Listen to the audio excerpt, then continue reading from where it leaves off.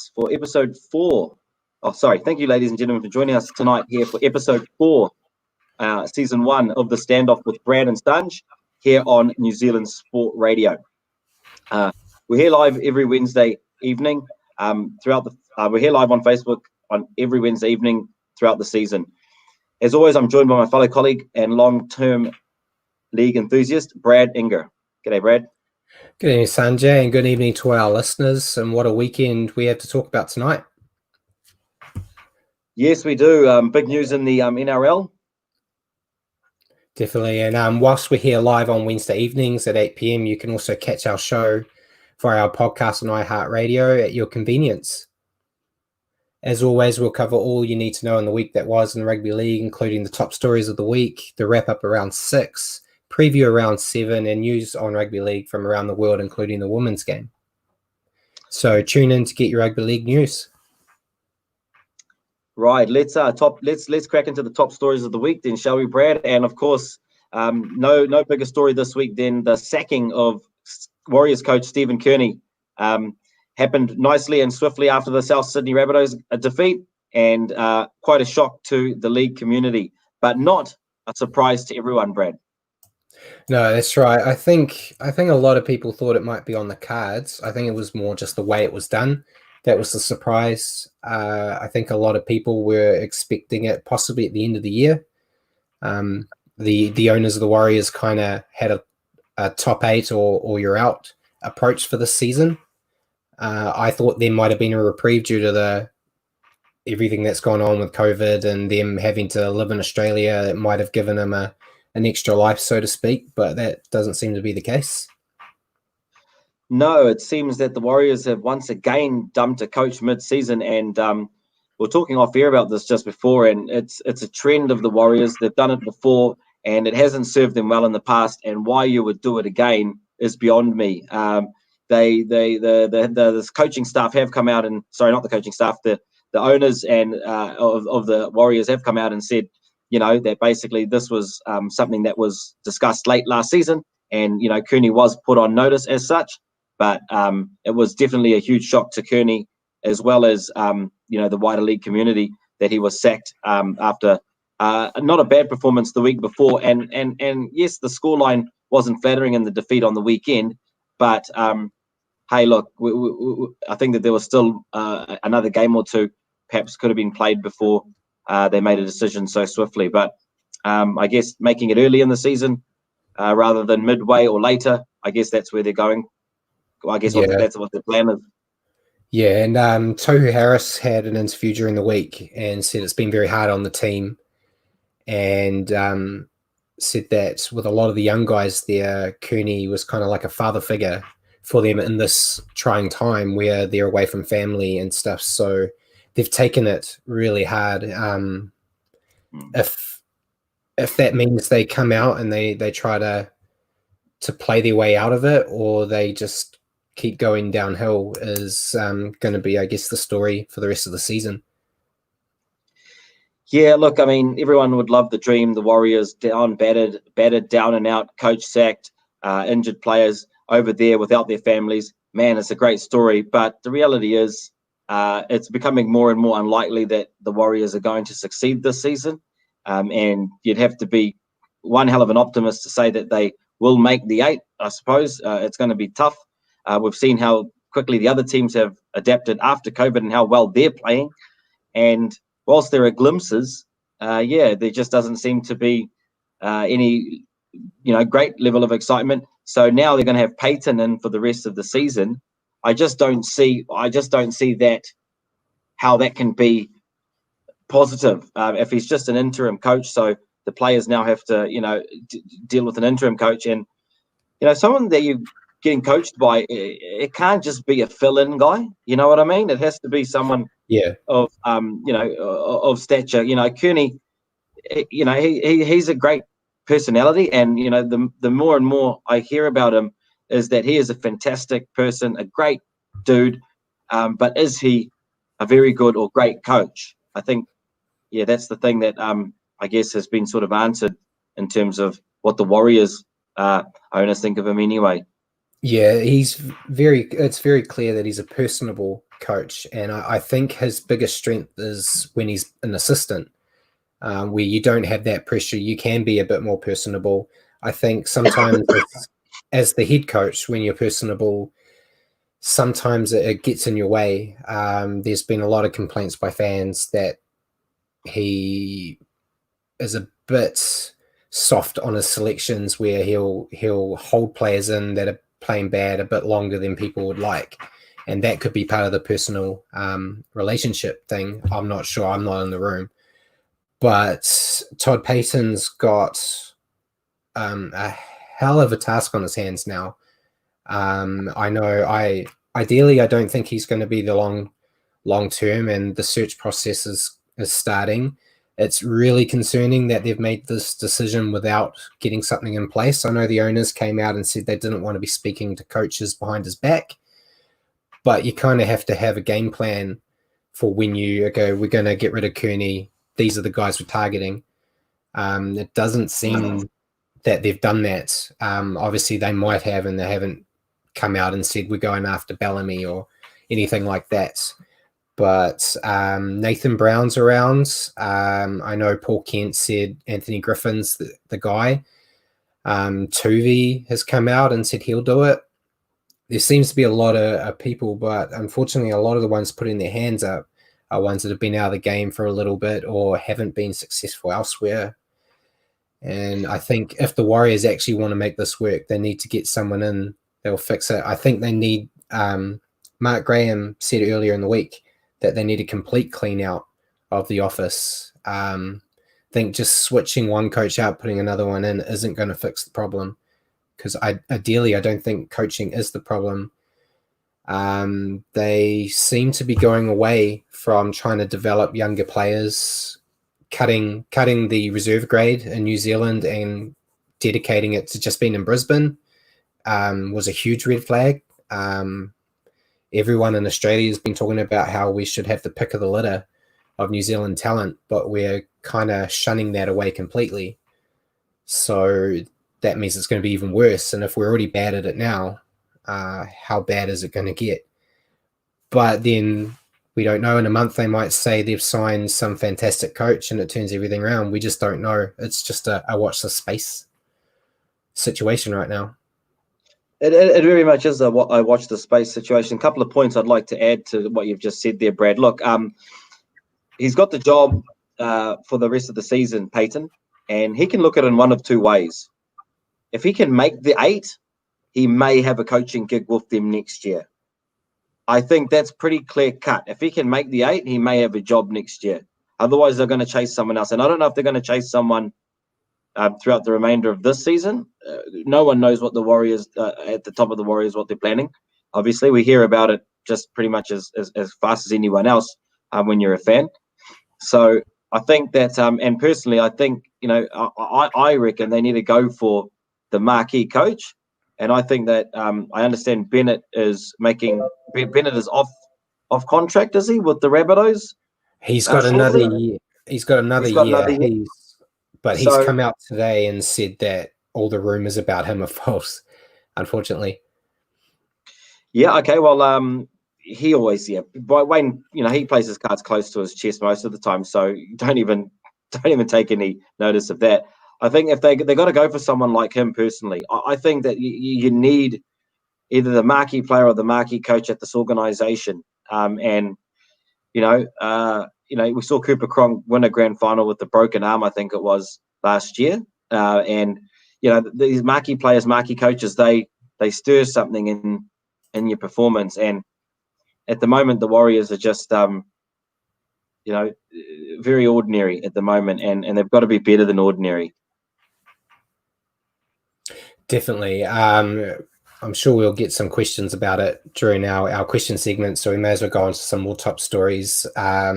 Continuing with the kind of Warriors theme, the Melbourne Storm have had to relocate out of Victoria until further notice due to COVID scare in Melbourne, which is a good thing for the Warriors. Means they don't have to travel to Melbourne. They just have to go up the road a bit. But the Storm are going to get a bit of the Warriors treatment now, where it looks like they're going to be camped in New South Wales and not allowed to go home. So a bit disappointing for Storm and the Storm fans, with all the fans being allowed to come back soon. But yeah, it's a bit of a shame, I guess, that the COVID thing's still going on and causing issues over there. Yeah, I mean, COVID is what it is. You can't really, it's not a controllable. It's not you've got no control over it. So just, I guess, you've got to play the cards that you're dealt in that situation.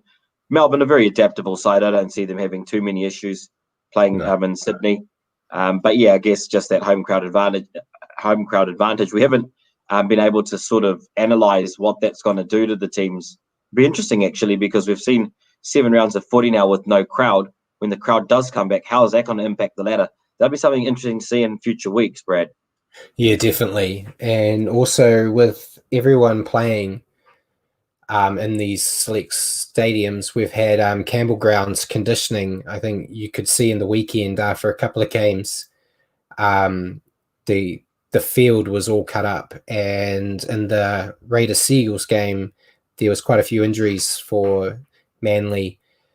The NRL have come out and they've said that the conditioning of the ground didn't cause the injuries, but they are relocating games from that stadium to give it a bit of a rest, which I think is good.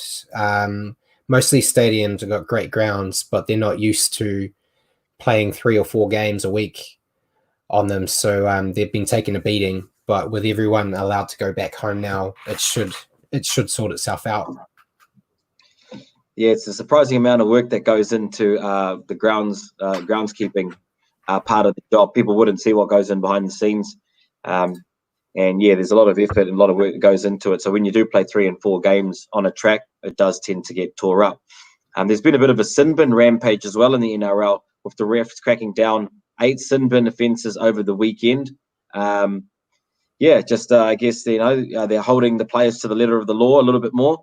The new rule changes are causing a few more professional fouls. What's your take on it, mate?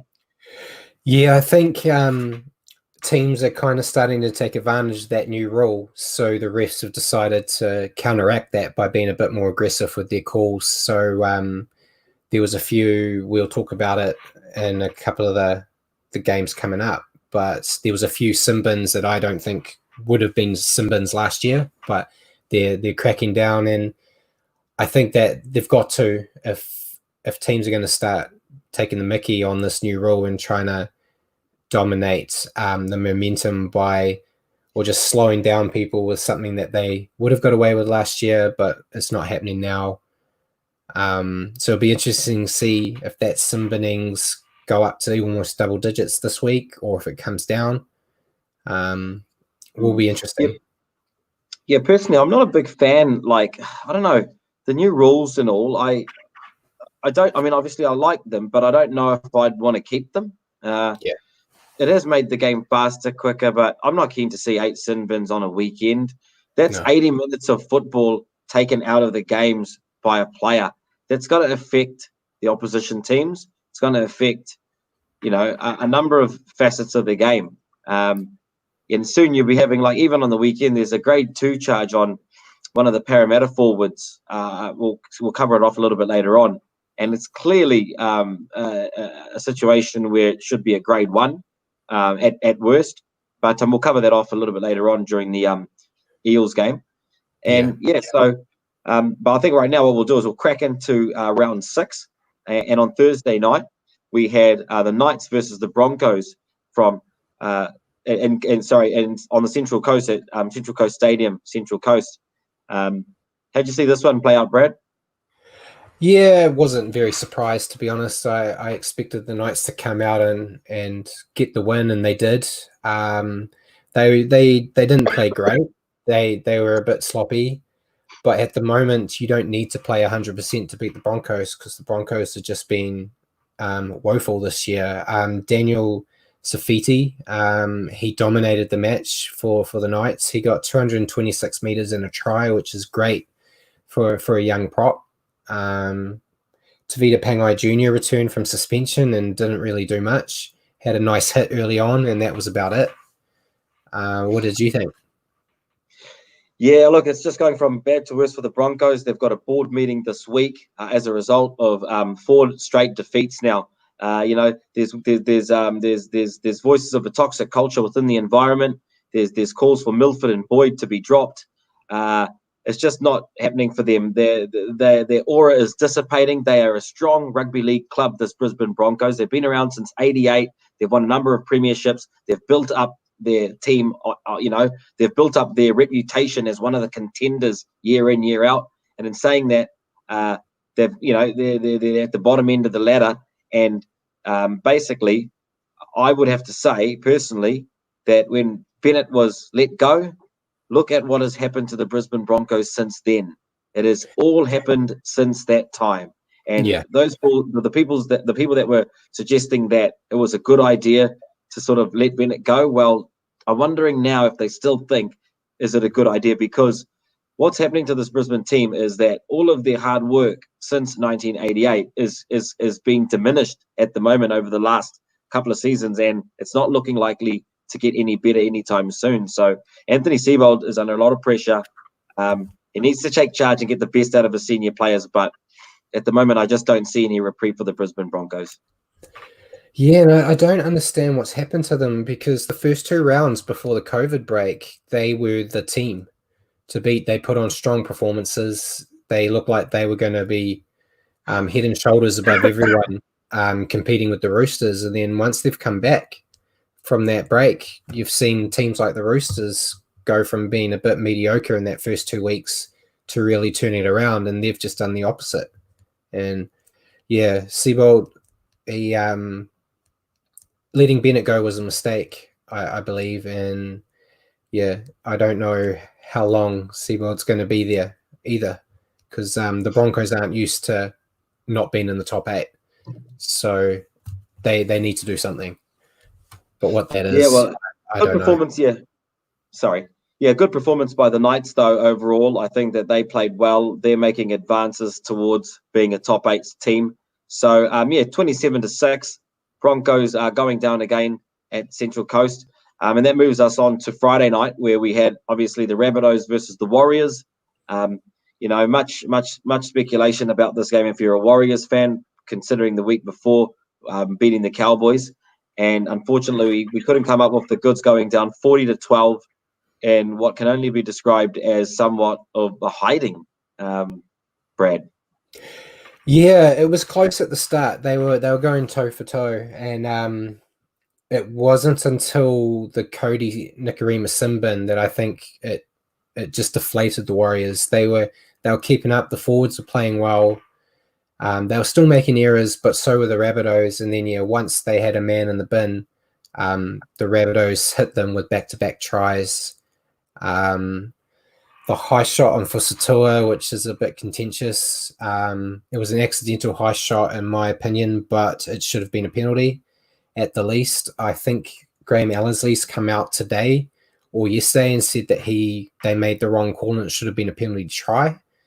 If they had got that penalty try, it would have been a bit closer, and then who knows what would happen. But the Warriors' defense let them down. They missed almost 50 tackles. It was 41, I believe. And if you're letting that many tackles go, you're not going to win. Defense definitely a problem for the Warriors. And even their attack, I guess, they had those couple of games earlier on in the season where they didn't score any points. And yes, we got some points against the Cowboys the other week. But again, just the 12 points, you're not going to win rugby league games by just scoring the 12 points either. I mean, you need a little bit more than that. So, hey, look, a few calls didn't go our way, like you say. But yeah, I just think, obviously after the game, what happened is Kearney's sacking.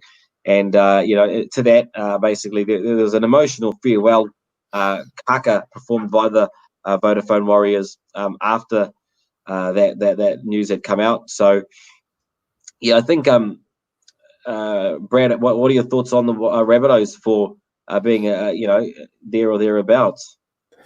I personally don't think they're near the top tier teams yet. I think they might have a chance of making the top 8. Latrell Mitchell is definitely becoming the player he was at the Roosters again. If he can continue what he's doing, they do have a shot. They seem to be starting to gel a lot better. But the Roosters and that, they're just a league above everyone else at the moment. Yeah, sure, the Roosters and the Eels and perhaps even the Storm, maybe even the Knights are a little bit ahead of them. But did you watch the same game as me on the weekend there, Brad? Because I think that those Rabbitohs, mate, I don't know what you're watching, but I think that they are going to be right up there come finals time. I think they're brewing up to be a really good side. They're gaining combinations on the edge of the ruck. Their speed. Latrell Mitchell is starting to play with a bit of form. They're going to be very dangerous, I think, and it's actually going to be interesting to see how they go against the Panthers on Thursday night, because that shapes up to be a good game as well. I know a lot of people will probably be backing in the Panthers, as I think, I probably will be too. But it should be a hell of a game. But yeah, in my opinion, the Warriors, I think, just going back to them, I think they need to pursue the likes of Bennett if they're wanting to sort of, make a big noise and say, hey, look, we want to be contenders. They've got to do it. This has to be a big boy move. We can't have another mistake. This has to be the move for the Warriors. Definitely. And they'll bring us to the next game on Friday night, which was the Panthers defeating the Storm 21-14 at Campbelltown Stadium. It was a surprise. I definitely didn't pick this one. But the Panthers look good. Nathan Cleary was leading them with intent, and he's definitely growing into a hell of a footballer. Cacao is he's very hard to beat one-on-one, and he had a strong game and was gifted the match winner. The Storm appeared a bit rattled from the thing. I think that's the key to beating the Storm. If you can take it to them early, you can get them off their game. But you've got to play for the 80 minutes because they can claw it back. Yeah, the Storm will always play the full 80. They're not going to give up. They play at the ruck. They play at the edge of the rules. They play at pace. Bellamy just said on the weekend they were outplayed, out-aggressed, and out-enthused. It was as simple as that. The Panthers are a strong team as well. I don't think we mentioned them in the four that we just mentioned previously, but they're going to be. They look like they're going to be thereabouts as well. With wins over the Roosters in Melbourne, they've got the Bunnies this Thursday. That should be a humdinger. And if they can manage to beat the Bunnies, then you'd have to say they've beaten three pretty good teams, in this year's competition. Munster kept them in the game to a certain extent, but basically they just didn't have any answer for Coruscant on the edge of the ruck. He is transforming the way that they play, actually. And honestly, he's the buy of the season so far. Definitely. I think so. James Fisher-Harris as well. He's probably one of the top forwards of the season after that performance on the weekend. So, yeah, I think the Panthers, they're rolling on, and I'm looking forward to actually seeing them play some footy, because the kind of football that they're playing is quite exciting, and that ruck area is going to be a huge problem, I think, for a number of teams in the coming weeks. So let's keep an eye on that. Definitely. And then our first game on Saturday was the Dragons defeating the Titans 20-8 at Suncorp Stadium. Dragons, believe it or not, went back to back. What do you think of the game? Yeah, it wasn't the most exciting game of rugby league, but hey, look, it was good to see Frizzell having a good game. It was a pretty good performance, I thought, from the Dragons, considering that they still, held those changes that they made in the previous week. They played a little bit more dynamically as a result of that. And I think that they are starting to go in the right direction. I don't know if there's enough time in the season for them to be serious about making the 4 or the 8. I don't know. They're going to be one of those. I think they're going to be one of those outskirts teams. I think they've got the players there, though. So I think that they are one team that, whilst they're struggling and people may have written them off, I think that they've got a little bit more attitude going for them than some of the other teams. That's what I'll call attitude. I think that, like the likes of Brisbane, even the Warriors now, the attitude is one thing that's really hurting those teams. And I think that the Dragons, even though McGregor, there's been a lot spoken about him, and there's also a bit of conjecture whether he will stay on. I just think that there's something about this Dragons team which can get them, on the fringes of the 8, let's say. Yeah, the Dragons' spine's really starting to build chemistry. They made those changes that they needed to make, and they're flourishing a bit. we can't call a parade yet. It was just the Titans who are strugglers as well, but they're showing heart this year. The Titans, I've got a little soft spot for them at the moment. They were reduced to a one-man bench, and we saw what happened to the Warriors with a two-man bench, and the fact that the Titans they look like they were still trying to push, and I'm not sure if they'll have too many more wins this year, but I think they're not going to be the easy beats that they've been the last few years, where you can kind of already tick that one off on the calendar that there's your 2 points. But it was also it was also James Graham's possible last game in the NRL as well. Yeah, 400 first games. Sorry. So 400 first class games, as you said, heading back to the Super League. Probably not the way he wanted to go out, but at least it gives the Dragons a bit of coin to try to get some marquee player in. Yeah, 2 grand finals with the Bulldogs, though, so I guess he might not be going out the way that he had hoped, but he certainly had an impact on the NRL. But yeah, moving on to our other games on Saturday, we had the Tigers versus the Cowboys in what was a pretty solid win from the Tigers at 36-20, and the Cowboys at all sorts on this one. The Tigers actually came out firing with 6 first half tries, so it was a really get out of the blocks kind of performance from them. I just think that it was a pretty good victory from the Tigers, but I think that the Cowboys, there's a lot of questions being asked now, and they've got, for example, they've got a tough 6-week run ahead. Pressure is mounting on Paul Green, even though he's a premiership winner in 2017. There's 43% success rate since then, and he's on a downward spiral at the moment. Brent Taylor's come out to say that he's disappointed in the performances of this North Queensland team that he was part of once upon a time, and some of the players just aren't doing their job. Their attitudes and their efforts are just not there. Well, one thing that you'd pride yourself on if you lose is if your attitude and effort was there and you still lose, then hey, look, you can't ask for much more than that. You are going to lose rugby league games. But what's happening over in North Queensland at the moment is that what they've built up over the last 10 years, they've built up something great with the likes of Thurston, and they're just letting all of that hard work go down the toilet over the last 3 seasons, and they've actually been in the bottom 4 twice in the last 3 seasons, and what they're developing is diminishing very quickly, Brad.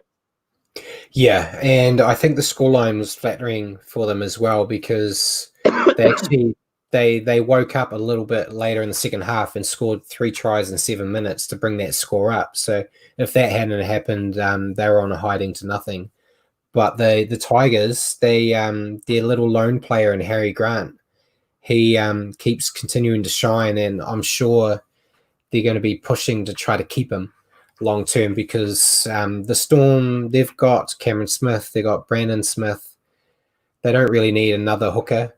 They'll take him because he's a hell of a player, but the Tigers will definitely, I think, be trying to swindle a way to keep him long term. No, definitely.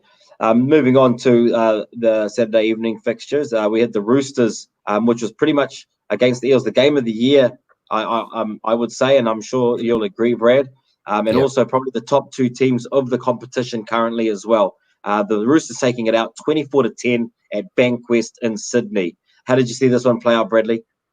It was what I thought it was going to be. I thought the Roosters were going to have it, but it would be the closest game the Roosters have had since the break, which it was. It's scary for the other 14 teams that the Eels can go out and put cricket scores on everyone else, and then they lose by 14 points. But they had a chance. It looked like they were going to get there. Sevo running over Tedesco was a great replayable highlight to watch, but I think it had the opposite effect, because the Roosters really seemed to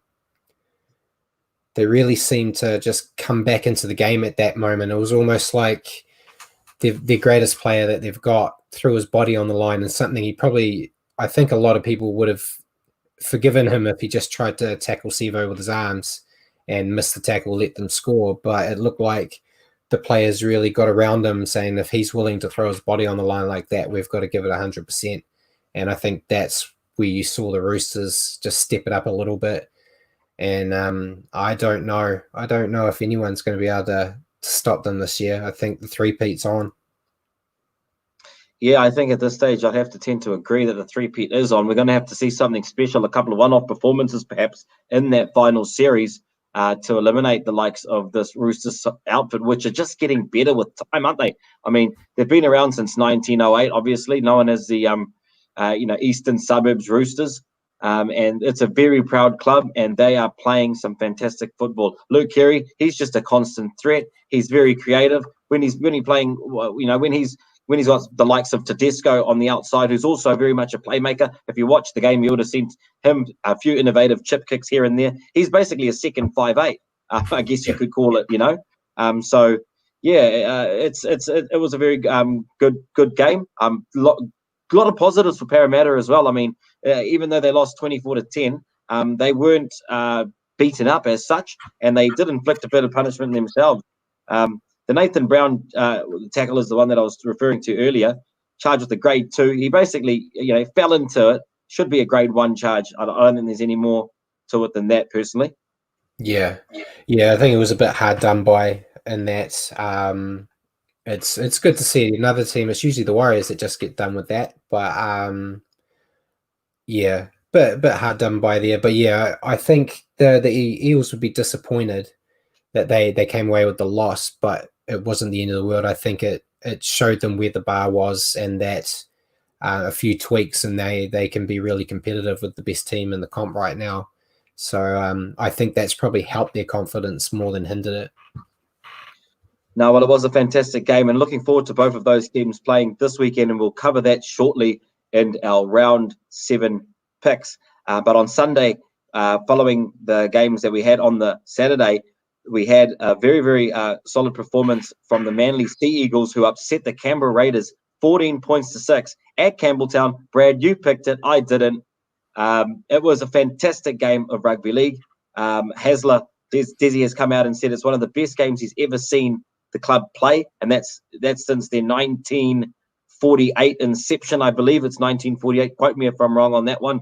But he reckons it's one of the best games he's ever seen that team play, and the reasons for which it was a very depleted Manly Sea Eagles side. If you look at the fact that Tapau, Dylan Walker, Tom Trbojevic, they were out. Trbojevic being possibly the best player in the competition at the moment, and of course only one man on the bench for the second half. It was a courageous performance from the Manly side and a gutsy one, and they come away with the 2 points, Brad.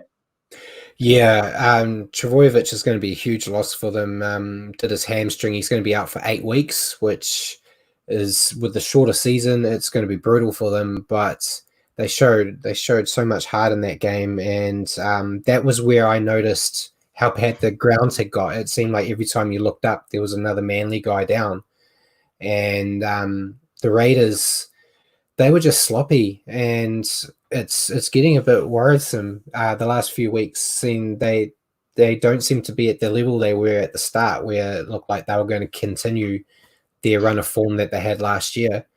I know Ricky Stewart was frustrated, and he highlighted the struggling attack, and I think they can fix it. I think it's just a few tweaks. Ricky Stewart, he's a smart coach. He'll get them back on the right trajectory. And I feel sorry for whoever's facing the Raiders this week. Yeah, look, the Raiders, they've had a couple of bad losses now, but I don't think it's alarm bells need to start ringing. These are the grand finalists from last year. They had a hell of a season last year. They damn near deserved to win that grand final, really, the way that they played the season. They just came across in Roosters outfit, which was just unbelievable, I think, on the day. And of course, the majority of the season last year. Look, Ricky Stewart knows that. I think Ricky's major concern is that if it gets, he needs to fix it now, which he says he can. He doesn't want to throw away all the hard work that they've done, and not just this year, but last year and the previous 2-3 seasons. And that's the fear that he has, I think, is that they could potentially lose all of that hard work they've done to gain the kind of stature that they do have in the NRL as one of the best teams. They want that label. They've earned it. They've played for it. And now Ricky doesn't want to lose it. So he's got a bit of work to do. But it'll be surprising to see how they go over the coming weeks. I was surprised at this one. I didn't pick it. I thought that the Raiders would, win. I didn't think that they'd win comfortably, but I was picking them in to win this game. They were odds on at $1.56 compared to Manly's $2.44. So yeah, it was a surprise to myself. But obviously, Brad, you didn't see it that way, and we'll just have to see what happens this weekend. Yeah, definitely. Which leads us into the last game of the round, which was the Sharks squeaking a win over the Bulldogs, 20-18 at Bankwest Stadium. Sione Katoa, I think, was the difference for the Sharks. He got the first hat trick of his career, but the Bulldogs, they almost got a victory there, but the Sharks managed to just hold on. I thought the halves and Sean Johnson and Chad Townsend were on the same page after Chad had missed some time off, and it makes the Sharks competitive, but they're still a lower tier team right now with the likes of the Dragons, the Warriors, the Broncos. What did you think of the game? Yeah, I thought I didn't think much of it, to be honest. It wasn't the most exciting rugby league that you'd see two, bottom place teams having a go. Lackluster attack formulas from both sides at the moment. So really it was who can score the points and who can keep us out kind of thing. It wasn't really speed rugby league as such. So yeah, there's a bit of you can see it when you see two of the lower teams playing each other. The momentum of the game is just not as such compared to the game perhaps that you saw with the Panthers of the Storm or even the Eels and the Roosters. So it was tough to watch, to be honest. But there's an issue for Dean Pay, and it's a job issue. Job security is looking more and more unbalanced for him, I guess you could say. He's now lost five of the last 6 games. And do they sack him or do they keep him? He's won 19 out of 54 games at 35% over 3 seasons. Chris Anderson, I don't know if anyone, you probably know him, former player, I think, for the Bulldogs as well. Very proud Canterbury, very proud Canterbury Bankstown a person, and his wife is actually the chairman of the rugby league club. And yeah, they've Dean Pay, whilst he was dealt a rubbish set of card and they're a troubled team, they're going to have to make a decision as to what they want to do up there. So it's a member-based club, and there are sounds that Wayne Bennett could potentially be the answer. Yeah, it seems like every team is trying to get Wayne Bennett at the moment. But yeah, I think Dean Pay is going to be joining Cooney sooner rather than later. And the free agencies of coaches, I don't see them, like you said, 19 from 54 in the last 3 years.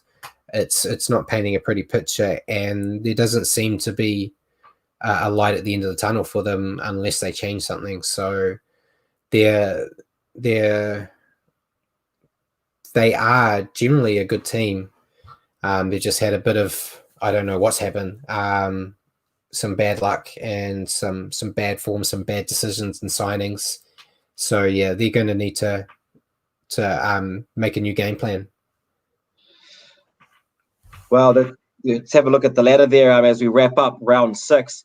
It's interesting to see, your top teams there on that ladder, and like you say, the Eels, the Knights, Panthers, they're all playing pretty good football.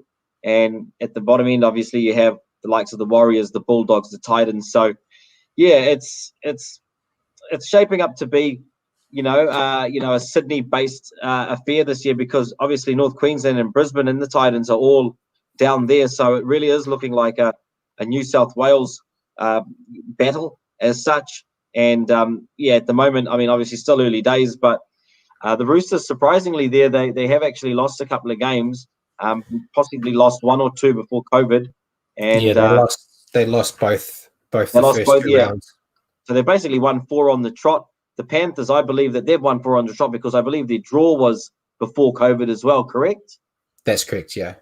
Yeah, and the Knights, well, look at them in second place. I'm really happy to see them up there because a couple of weeks ago, even if you saw them, it didn't look likely with the amount of injuries they had. They came out in that round 3 encounter, I believe it was, Brad, and lost, but they're looking more and more likely. The teams that are on the fringe of the ruck, I guess you could say the West Tigers and the Cowboys, followed by your bottom tier teams, really. I mean, for the Dragons to be ahead of us, that just is really disappointing, to be honest with you. Yeah, it just shows you how tight it is in that bottom 8, where if you can string a couple of wins together, you can shoot yourself up. But I would put money on the 8 you see there is the 8 you see at the end of the rounds. I don't know. There might be a few that try to sneak in, but I think you could lock that in. Obviously, I think a few of them will go up, a few of them will go down, but I think that's the 8 we're going to see in playoffs. You could be very well right about that. That is a very good point, actually. Though that 8 there, I think you might have just nailed it on the head. I don't really see too much from the bottom there. I mean, we hope the Warriors can do something with Peyton, but the reality is it's going to be another hard slog, another 23rd year that we're going to be on the receiving end of more misery and disappointment, unfortunately. But we'll keep the faith and we'll keep moving. You know, that is our team, and we want them to succeed. So, but let's have a look at this week's picks now, and basically, quick questions before we go on to the picks. Oh, sorry. Yes, we've got Paul. Obviously, with a few questions from our listeners. If I was listening to you right, you're saying the Cowboys made the grand final last year, and you're saying even though they're in 10th, you can't see them making the finals this year. No, the Cowboys didn't make the grand final last year. The Cowboys made the grand final in 2000 and Brad, was it 2015 or 17 where they beat the Broncos with Thurston? Okay, so I misheard you. Sorry. Okay, I think it was 17. I think it was 17. Yeah. So no, so who was the grand final last year? It was Roosters and Raiders. Oh, the Raiders. Okay, they're up in 5th. Okay, so yeah, you're right. Okay, that's all fine then. So yeah, just are there any names that you can really see coming in to be the next Warriors coach? I mean, that's basically where most of the sorts of questions are. Yeah, about who would you like to see take over from Kearney?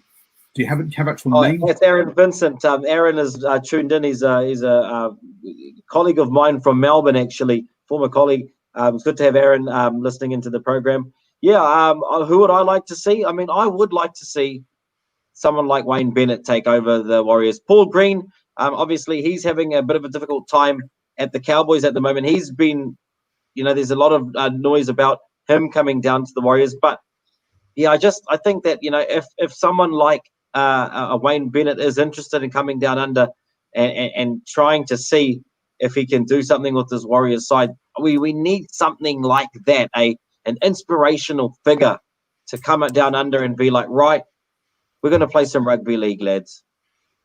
Yeah, no, I'm going a different tact on it because I like to be different, but no one's really talked about them yet. But I would go, if you could get them, I would go for the Walker brothers. They both played in the NRL. They've been having quite a good little stint coaching in reserve grade, and their coaching style and their style of play is a very exciting, flamboyant style, much like what the Warriors are known for before the Cooney era. And I think they're young. It would be a chance for them to get into the top, into the first grade to get some coaching experience, if they're even being looked at or if they're even interested is another story. But I think Warriors fans want to see them running the ball around again, and those guys are definitely coaches that can bring that out. So it's a bit left field, but I like it. So Simon thinks it would not be good for the game for the Roosters to do a three-peat. What do you guys think? Would it be bad for the game for the Roosters to get absolutely not. Absolutely not. Like, I mean, this game of rugby league has been going on since the late 1800s. Since 1908, we've had this Australian Rugby League competition, and I think you'll find that for an 11-year period, I think from 59 to 70, South Sydney won 11 straight premierships. It does not tarnish the game in any way. It makes other teams more hungry to come out and fight. I mean, in many ways, like you have your like, let's take, for example, another sport such as the NBA. You had the Golden State Warriors win it 3-4 seasons in a row, missed a season, 1, 2 more. Now they don't even look like winning for the next 5, 6, 7 years. That's the nature of the sport. Rugby league, hey, look, you generally do see the top team sort of hover around that top area for a couple of seasons. Generally, it's not just 1 or 2. Like the Warriors, I think they made the grand final in 01, but I think 2000 they were also thereabouts. And then in the Cleary era, in the 2010-11 seasons, I think you'll find that they were also very much near the top of the table. So they generally hang around there. So seeing one team win it 3 times, no, in my opinion, it does not. It doesn't ruin the game in any way. I don't think it ruins the game, but I don't want to see it. I'm not a Roosters fan, but I really wanted the Raiders to win it last year. I think you get a lot more the drama and for the team, the player or the fans that aren't invested in the teams that are in the final. That underdog story, I think, is really good. So technically that means it could be good for the Roosters to be up there because they're big and ugly enough to be the bad guy that you want to see get beaten in the grand final. Unfortunately, they're just usually too good to lose in that game. But it helps paint a story for those of us that aren't invested in each team that are in the grand final to go for the underdog and see it. I think the Eels are the fairy tale story at the moment.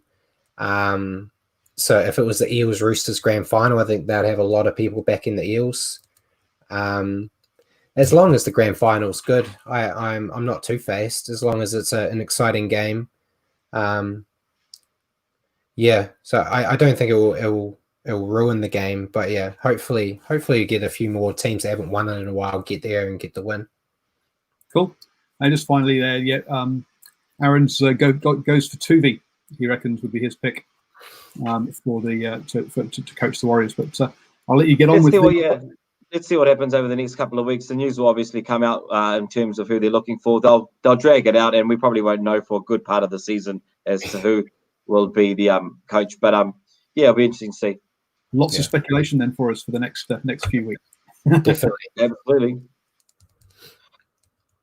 Right, we'll have a look at the Brad. We'll have a look at our picks over the weekend, and our round 6 picks. This on the weekend just gone, we both managed to pick 6 teams out of the 8 to win. So a pretty successful weekend at that. And the only difference is really, Brad, was the fact that I chose the Dragons over the Titans, and I thought I had one up on you because I'm 1 behind overall. You see, I'm at 14 out of 24 after this round, and Brad is at 15 out of 24. So going into this week, I was trying to get one up on him. So I went the Dragons over the Titans, and they did win their 2nd game in a row, which I'm happy to say. But I did not see the Sea Eagles beating the Raiders. Yeah, it was tough luck for you there, but I'm happy to still get the lead. So so Brad's in the lead after 6 rounds, and if we basically go into round 7, we've got a quick preview of the round here. Basically, what we've got on Thursday night. We've got the Panthers versus the Rabbitohs. The Panthers paying $1.71 against the Rabbitohs, $2.15. On Friday night, we've got the Storm versus the Warriors. The Storm paying $1.17 to the Warriors, $5.10. No surprises there, Brad, considering the news this week. Yeah, definitely. And the rookie superstar Katoa, it's been announced today that he's out for 3 weeks, which is a huge loss for the Warriors and what was already going to be a tough game. And then on Friday, we've also got the Roosters versus the Dragons. Roosters paying $1.10 to the Dragons, $7. So no hope there for the Dragons, really, is what the bookies are saying. But that looks like a bit of a blowout. Saturday fixtures, Brad? Yeah, Saturday fixtures. We got the Cowboys versus the Knights. Knights are favourites at $1.34 to the Cowboys, $3.30. We also got the Broncos and Titans game, which the Titans are paying $3.37 to the Broncos, $1.33. And then the last game. Yeah, we'll just come back to the game in a little bit. Sorry to interrupt you there, Brad. Yep. Okay. And then the last game on Saturday is the Eels versus the Raiders. Raiders paying $2.34 to the Eels, $1.61. And then on Sunday, we've got the Sea Eagles versus the Sharks and the Bulldogs versus the Tigers. Sea Eagles are paying $1.63. Should beat the Sharks, I would say. I'm surprised that they're only at $1.63 to $2.28, to be honest. I see the Sea Eagles running rampant, to be honest with you, over the Sharks. And the Bulldogs and the Tigers, well, yeah, again, another boring kind of encounter, really, in terms of the type of rugby league that they're both playing at the moment. But hey, look, the Tigers, they did manage to smash out 6 tries. They just weren't in exceptionally convincing fashion. So they're against the Bulldogs, who are paying $2.60 at Bankwest on Sunday. So that wraps up round 7. Obviously, we'll be here next week to go through the round in its entirety and give you our opinion on how it unfolded. For round 7, we've just gone to our picks for the week. So obviously, Brad, on the Thursday, you're picking the Panthers. Yeah, I'm picking the Panthers. I think they're looking too good right now. Yeah, no, I have to agree. I think the Panthers for me as well. On Friday, we're picking the Storm against the Warriors. It's sad to say at the moment. The Warriors are going to have a few weeks of turmoil where they're going to have to just sort of be in recovery mode. So I don't really see them coming away with the drinks on the weekend. No surprises on Saturday. The Roosters, I think that they're going to be one up on the Dragons. So I don't think the Dragons have any show of coming to the party with that. The Knights, Brad, against the Cowboys. How do you see that one? Yeah, I've got the Knights. Cowboys are still heading downhill, and the Knights are looking good. So I think that one's going to be a one-sided victory there. And then it comes to the Titans and the Broncos, and I am going to back the Titans on this one. I need to somehow get one up on Brad, and I just have a feeling the Broncos, they're going from bad to worse at the moment. They had a shocker of a game the other day. Seabold's not doing well. Toxic culture. Titans, this is your chance to come away with the points.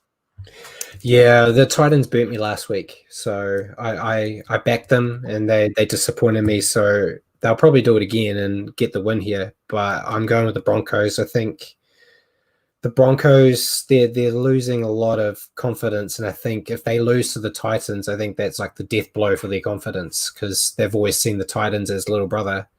So if they come away with a loss there, I think they're in a lot of trouble. So I think they'll squeak a win out. Well, let's hope it is the death blow, because I would love to see the Titans get one up on this depleted Broncos outfit at the moment. No disrespect to the Broncos. I just think the Titans are playing some good football, and they deserve a few wins this year. So you might as well have it against this Broncos team. Obviously, we've got, after that on the weekend, the other games that we've got. Sorry, just bear with me. You're backing in the Eels on Sunday against the Raiders. You're back. Yes, okay. So, sorry, I'm just lost the wrong page there. Eels against the Raiders on Sunday.